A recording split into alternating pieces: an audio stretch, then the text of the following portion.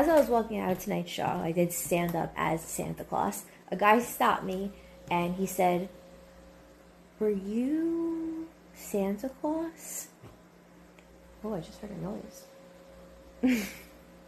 Well, this might turn into a paranormal activity. Anyway, so he said, "Were you Santa Claus?" And I said, "Yeah, why? You want to beat me up? Like, did I offend you? Did I owe you an apology?" And he's like, "No, no, no, no, no, no, no." So it wasn't that. Thank God. But I just felt like for every stand-up show I've ever done, for some reason, I feel like maybe tonight is the first time I really felt like, damn, I really offended the audience. And now, just to be clear, there's one joke, two, that I've done only once before. And it was at a very loud bar and people were drinking. So I think a lot of things weren't able to be heard. It was like a wild, but anyway, my point is that out of all the stand-up shows I've ever done, which is not very many, I believe that people were more offended tonight. And I don't even know. I've done all the jokes. I think there was maybe 7 jokes total, 9 jokes, 10. And I've done all of them before. And there's a lot of irreverence. There's a feeling of like, whoa, like, oh my God. I know it was really funny. This really funny black guy kept on talking during the show, and I loved it. But other people were getting really mad. And he goes, "She's crazy." He's like, "You crazy. She's crazy." And he goes, "She's crazy."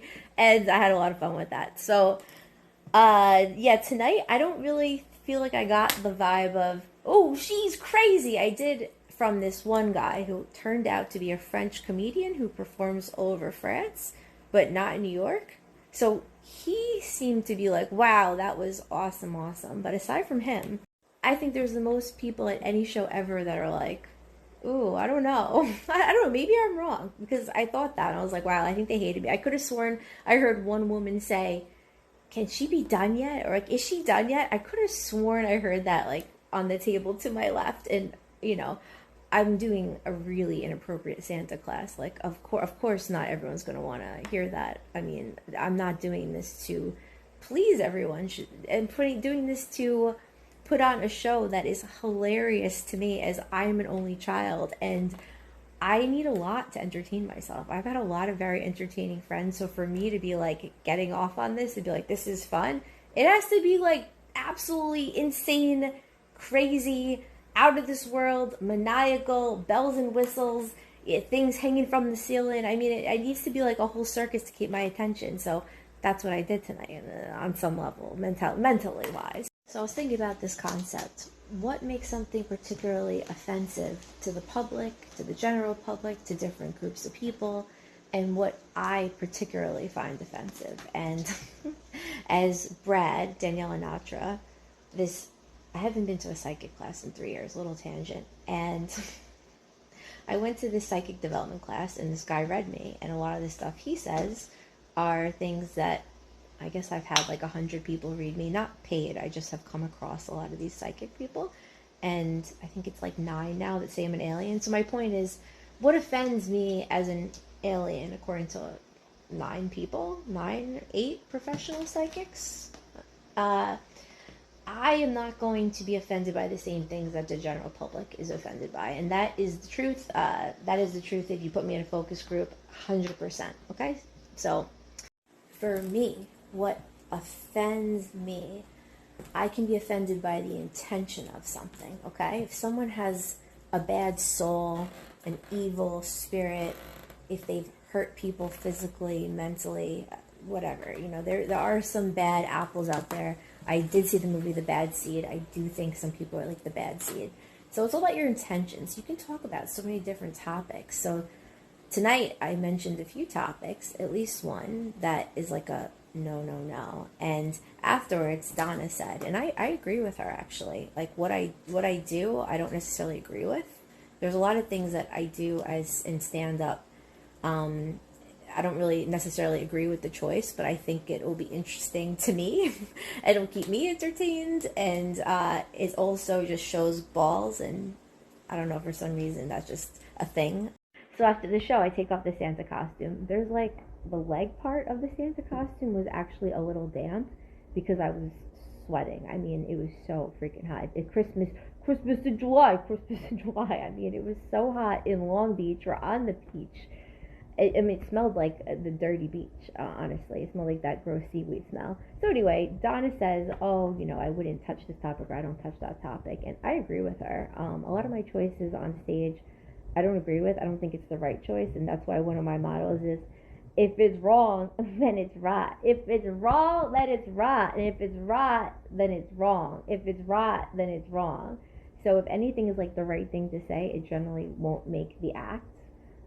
The whole point of stand-up to me, and I've only heard Yanni Pappas, I think, say this a few times on the radio, and it's always been my thoughts too, is that as a comedian, you're saying all the things that you're not supposed to say.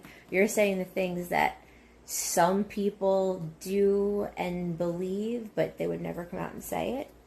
But you don't feel that way at all. Or you're saying things that you really feel that you're just like, whatever, I'm going to put it out there. Like, you agree, that's happened to you too. Like, let's just be honest about this. You felt this way, and now let me tell you a crazy situation that happened, and we can all joke about it. I'm sure we've all had a significant other where you didn't want to see one body part. Perhaps you felt that if you looked at this body part or two body parts, then the relationship would be over, perhaps. So I came up with a joke about that at like 3 a.m. So my thoughts on what is offensive, or not even offensive, but what's wrong. Never speak when your heart is in the wrong place. It's all about where your mind, your heart, if you have good intention. To me, if I'm listening to someone and I can just feel that their heart is in the right place, they have good intentions for the people they're talking to, for the world. You can kind of get that from someone. If you feel like, oh, this person probably treats their mom and dad well, or if they didn't, they apologize. I don't think this person litters. I don't think this person, I can't picture this person stealing from a store or their friends or lying. Like, I'll assess someone's kind of morality. So then when they're speaking to me in person or on stage or whatever, you know where they're coming from. So whatever topic they're talking about, you know where their heart is, and that determines if something's offensive or not to me. So I'll just say this. I have like a rape joke. It's very silly. Now, just because I joke around about rape, sort of, I really don't, barely. Just because I joke around about every single topic, including rape, doesn't mean that I condone these topics. It doesn't mean that I think it's okay, and it doesn't mean that I minimize the fact that when these events occur, it is on a tragic level. It is on a cosmically tragic level. So me joking around does not minimize my belief that things like 9/11, rape, the Amber Heard and Johnny Depp trial. Just kidding. It doesn't minimize the fact that these things are just magnanimous, huge, catastrophic events. But I think we should be able to joke about everything. That is my very long-winded point. Joke about anything. Just have a freaking good heart. And if you don't have a good heart, fix yourself. Like, there's something wrong with you.